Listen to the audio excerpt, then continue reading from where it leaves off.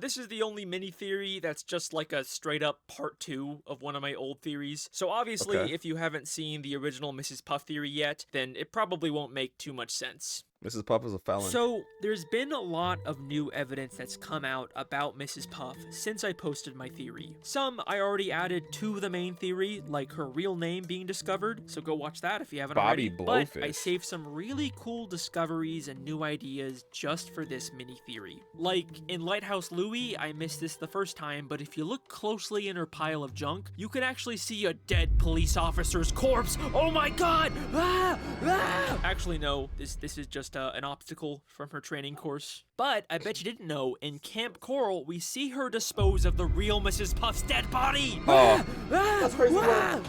Also no, this is just a piñata that looks like her. Okay, but they're clearly trying to mess with us at this point. Before I get into the actual new discoveries, I want to talk about some alternative ideas I've come up with for some parts of the Mrs. Puff theory. As I've already said, I'm not the biggest fan of where I took the third part of this theory. I really wanted there to be this big reveal about why the prison is forcing Mrs. Puff to teach SpongeBob, when in reality, it just makes so much more sense that, like in Doing Time, every time Mrs. Puff sees SpongeBob in jail, she's actually just hallucinating. Good day, class. I must be having a nightmare. You know, there's just way more direct evidence in the show to support this, as opposed to this convoluted warden theory. And it's further supported by my new imagination mini theory from earlier in this video. We know the show exists in a world where things you imagine can easily come to life. And Mrs. Puff is constantly imagining her fear of SpongeBob or the guilt from her past mistakes. So it makes sense that she would get trapped in her own delusions so often. But there's always been this big loose end in my theory that I've always wanted to find a way to wrap up. We know Mrs. Puff prematurely gave a license to one of her previous students in New Kelp City, and that led to the city being destroyed. Local consensus places the blame on this negligent, selfish driving instructor. But who was Mrs. Puff's original student before SpongeBob? And while we haven't gotten any new evidence about this, I think I've got 2 strong candidates for who it could be. One of the best comments I got from the Mrs. Puff video was the idea that the original student was actually SpongeBob's cousin, Stanley S. Squarepants. Hi, Squidward. I'd like you to meet my cousin Stanley. We're related. There's 2 We're of them! related. Stanley is a character we meet for only 1 episode in season 5. He's SpongeBob's cousin from out of town, and he's extremely accident prone, even more than SpongeBob. Now, we don't know what town he's from, but we know his Uncle Sherm sent him away because he was too destructive. So he totally fits the idea of Mrs. Puff's former student that probably destroyed New Kelp City. It would also add another layer to why Mrs. Puff is so tortured by SpongeBob specifically. He would literally look and act exactly like her former student. There's 2 of them! So yeah, I think this is totally plausible, great comment. The only thing that kinda holds this theory back is the lack of any actual concrete connection between Stanley and Mrs. Puff. Like, unfortunately, they're never in the same episode. But I think I have another possible candidate for this mystery student. Someone who we actually see interact with Mrs. Puff. In the Mrs. Puff theory, I theorized that the entire episode Doing Time was all imagined by Mrs. Puff, and everything we see, even small details like her changing prison uniforms, are symbolic for what's really going on inside of her head. But if that's true, then what does this random other prisoner that keeps showing up symbolize? Hey there, Puff Mama. What's today's grub? Hi, Donna. It's Chili. I wouldn't have thought much about it if it wasn't for this very interesting moment where she returns at the end of the episode. Oh, it's just my imagination again. So what's for dinner tonight, Puff Mama? Chili? I think this could be implying that Donna is Mrs. Puff's original student. Wait. What is this note at the top? Go away. We see her driving Mrs. Puff's Donna's boat happy in a like in prison free-fall flying crash, just like her old student probably also did. And then she literally gets replaced by SpongeBob. So what's for dinner tonight, Puff Mama? Chili? Ah, forget it. Just like how he actually replaced her original student. So yeah, I think both Donna and Stanley are pretty good candidates for the original student. Stanley is a bit more thematically fitting, but Donna actually has some direct evidence in the show. So yeah, I could see it being either of them. But that's all just tying up loose ends. The real reason I decided to cover Mrs. Puff again in this mini-theory is because of two major new developments in recent SpongeBob episodes. Okay. The first is in the season 13 episode, Arbor Day Disarray. Season 13 In this is episode, crazy, Sandy gives everyone trees she grew, and we get this scene between Mrs. Puff and her tree. I love talking to someone who knows how to keep a secret. I can finally tell someone what really happened when I pulled that job in Shell City. What really happened when I pulled that job in Shell City? They're still adding more mysteries to solve about Mrs. Puff. It sounds like Mrs. Puff did some kind of heist or maybe has some connection to Shell City from the SpongeBob movie. And if you remember, I theorized that Shell City was the place Mr. Puff, her former dead husband, was being held. They end up setting off the smoke detector, which activates the sprinkler system and brings all the dead fish back to life, including a very familiar looking pufferfish hanging from the ceiling. Mr. Puff is alive. So, is it possible this job is somehow related to Mr. Puff? Well, before we get into that, there is one more new development we need to talk about. In the Okay. season 14 episode, Hysterical History, for the very first time ever, we actually do get to definitively see Mr. Puff when he was alive. Bikini Bottom's own titan of industry, Mr. Puff, ran the first successful boat assembly line. So, this episode is just a bunch of flashbacks from Bikini Bottom's history, and we learn that Mr. Puff was actually a wealthy businessman who ran a boat factory. And Sandy later confirms that this is all actually true. This isn't just a story SpongeBob made up. Now, Mr. Puff looks and sounds a lot like Mrs. Puff. Speed up, line number 5. And the other flashbacks in this episode seem to be about ancestors of our main characters, so maybe this is actually supposed to be just a relative of Mrs. Puff, not her dead husband. But remember, Mrs. Puff is not originally from Bikini Bottom, and we know her last name isn't really Puff, it's Blowfish. So this is most likely her former husband, Mr. Puff, before he died. And unfortunately, this does seem to disprove my Mr. Puff theory, because he clearly looks very different than the pufferfish we see in Shell City.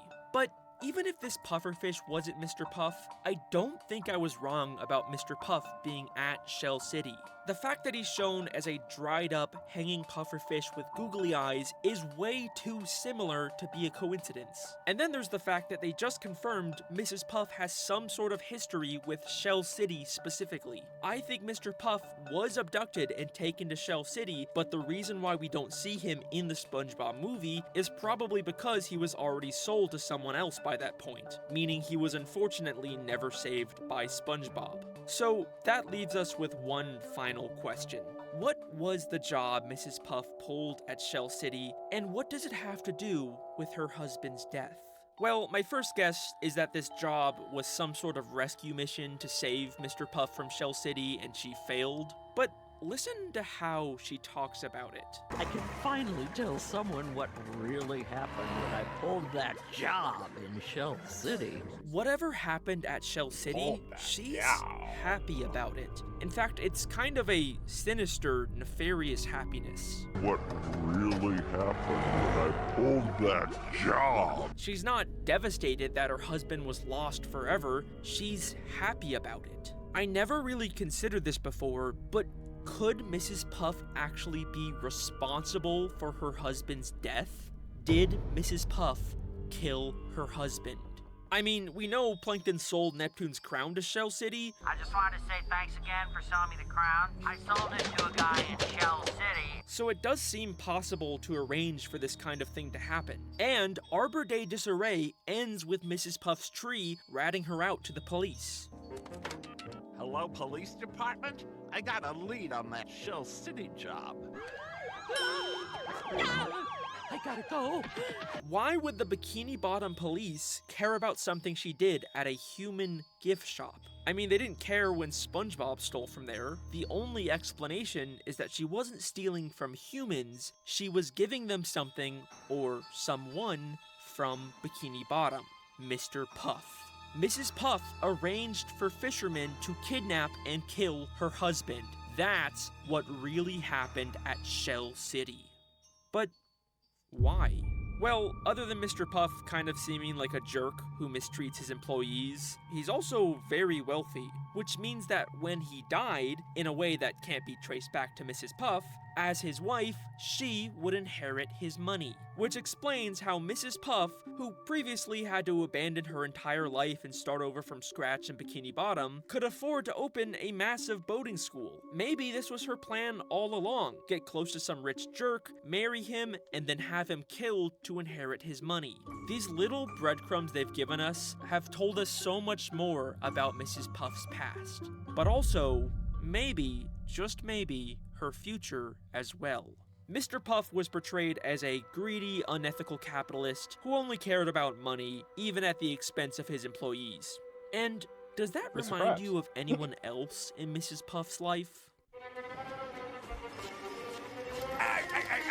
Unhand that penny or the arm comes off! Keep on trucking, SpongeBob! How could you trade SpongeBob for 62 cents? You think I could have gotten more? If she did it to Mr. Puff, who's to say she's not planning to do it again to Mr. Krabs? Maybe this is the entire reason why she's dating him. Let's just hope Mr. Krabs isn't planning on getting married anytime soon. The imaginary doppelganger Mr. Krabs, that is. And that is the Mrs. Puff theory, part 2. Incredibly excited because we get to talk to the voice of Karen today, Jill Talley. What happened? Oh, yo, Raheem, appreciate the raid, my boy. This is, like, I understand this is a part 2 of a theory they already got going on. I don't know about this one. How you doing, Raheem? Appreciate that, my boy. Yeah, this one's a little different. This one is a little different. Like, I understand he wants to build onto it with the updated evidence. It's nobody asked for the driver from New Kelp City, so him trying to dig into that was. Hold on, let me not say nobody asked because I don't know his YouTube comments, but it's like I feel like that was unnecessary. But us actually getting her name, huge. Her real name, huge, because that definitely backs up his theory before. Because it's not Mrs. Puff, it's Bobby Blowfish.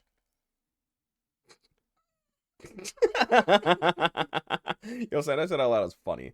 But then past that is like, what actually happened to her husband?